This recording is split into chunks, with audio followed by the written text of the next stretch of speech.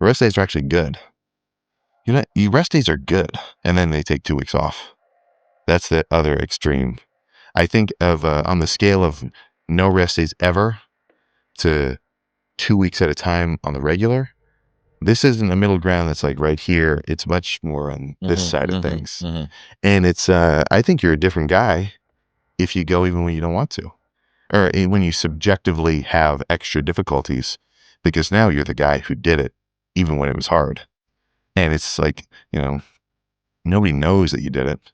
I grew a will was constantly doing these things to now it's just life.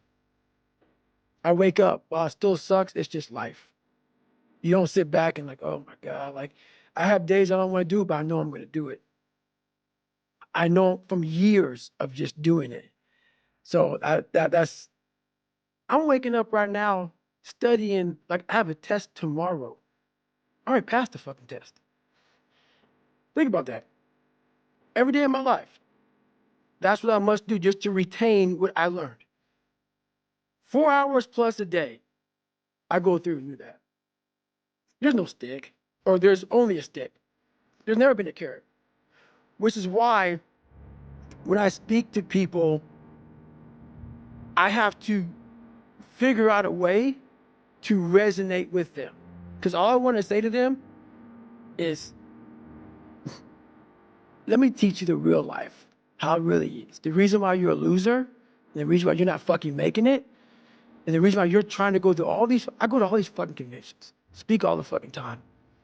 I look in the fucking audience and these people sign up fucking every year, go to convention, thinking they're gonna learn something fucking different. No, you're lazy. You know exactly what to do. Exactly what to do. Because even me, in my state of, I can't read and write, I knew exactly what to do. It just sucks doing it.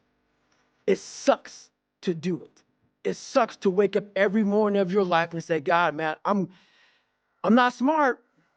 So guess what I gotta do? I gotta study the same shit that I got one of the highest scores in the nation on, and do it again, do it again, do it again. It's not just there. It's not just there permanently for me. So yeah, it's all stick. It's all stick. The only carrot you have is like, maybe, because whenever I take these tests that are real hard, in the back of my brain, it's like, good chance you're not gonna make it, Goggins. This ain't you, bro. This ain't you. You weren't born like this. This ain't you, the real you, bro. Study all you want to, but the second that fucking computer comes on with 150 questions, this ain't you, man. And somehow, it comes back fast. Passed again. Passed again. That real me back here every fucking time is saying, I ain't you. I ain't you. And I have to outwork that voice. When I'm taking that test and I get to a question, I don't fucking know the answer, I'm like, fuck, man. And then, say, I told you, man, that ain't you. You're 300 pounds, man. You sit at home, you figure out how to do your hair. That's what you do. How to come to school with the reverse baldness when you're 16. That's you. Getting over your fear of rejection, right? Yeah. And 50 times will do that because you're going to get rejected the vast majority of 50 times. But, well, likely 50 times. Although generally that wasn't people's experience. You know, if they were even vaguely skilled, they'd at least get a false phone number out of the deal. But then they learned that the rejection wasn't as catastrophic as they thought. But more importantly, they learned that they could continue moving forward in the face of rejection. So the thing that it makes me think about there is intellectual humility and how tightly people hold on to their beliefs, that if you believe that you are always going to be right, that there is nothing to learn outside of you, and that any kind of admission that you might be wrong is tantamount to destruction, it does exactly the same thing. You need to, and it goes back to asking stupid questions, being prepared to ask the stupid questions and look not like the most informed person in the room, but also importantly, nowhere near the most stupid person in the room Yeah. because you're the one that's asking the Well, question. the stupidest person in the room is the person who doesn't know and won't ask. Or even worse, who doesn't know and won't ask and acts like they know. Yeah. That's not good at all. Yeah. There's from See, your that's part of that idea that you should love your enemy. So you might say, well, why should you do that? Well, your enemy is going to be your harshest critic. Now, it's possible that if you have a very good enemy, that he will show you flaws in your character that you didn't know were there. And so it's a very strange way of looking at the world, to think that you should welcome an attack. You should but this is right. Yeah, I'm saying that with all due caution. Let's say the more vicious the attack, the more of your potential hidden flaws might be revealed. have you found that to be true? Oh, definitely. But I've also found that attacks force you to contend with it, to see if it's there, right? To test it. You create your own self. Most people are missing something because there's so much trapped in there.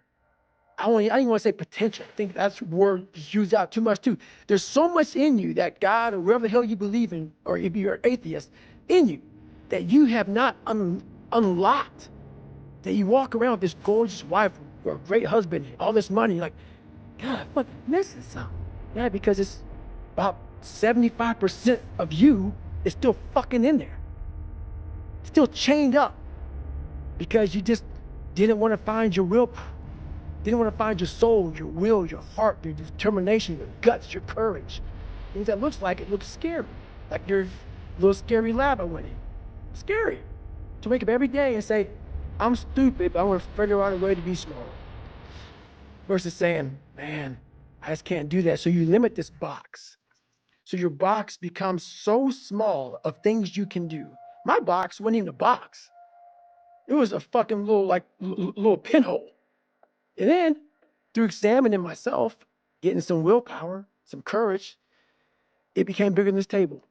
But that's what we all do. That's why I wanted to come here today and talk to you about real shit. Not no fucking, like, hacks. There's no hacks, bro. It's you against you. You against you. And if you misunderstand that, you have a real problem. A real problem. I can understand you misunderstand me running down the street, shirt off, fuck this, yeah. I can get it. I get it. If you misunderstand what I'm saying right now today, the problem is you. And you don't want to fix it. But the children start going wrong after wrong. Yeah. Well, think about when you build willpower, and think about how much I've built. Now that you know about this, I didn't know about this, but think about how much I've built. Everything I've ever done in my life, I didn't want to do. Everything, every day. I'm a lazy piece of shit. And I'm one of the hardest working people that ever stepped foot on this planet Earth. And I'm saying that very proudly because I know what I do. Not cocky. I'll tell you I'm stupid.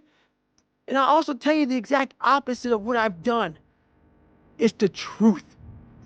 It is the truth. So imagine how much I've developed in that time frame. But this is the scary thing. Why most people don't want to do that, build that willpower, is because it is scary. It unlocks a whole bunch of things about who you are and who you're not. And a lot of people don't want to go down that journey to discover who they are and who they're not. Because it's not a pretty journey. I mean, I've gone down it. It's not like I went down it once. I go down it all the time. And when you unlock that, and you can't just turn it off. Like people say, hey, well, how come you haven't retired yet? I built all this willpower. Do you think it's going to let me just retire because my knees hurt? It's telling me every morning, I wake up like, man, my knees hurt, my legs hurt, my body hurts, but you can still run. So why aren't you running?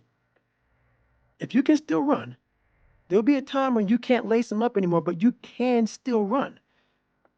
So I still run. When the time comes I can't run, the body will say, you just can't run. But if I can still do something, that willpower that I have created, it makes me do it every fucking day. And that's what they don't get. What builds a human being is you start with the small building blocks. And before you know it, man, you become something that it doesn't even make sense to most people because it's just who you are now. That's why I can still run at 50 at 49 with broke down knees and broke down body. Because my body knows you still can. Therefore I do. Second you stop, the willpower is gone.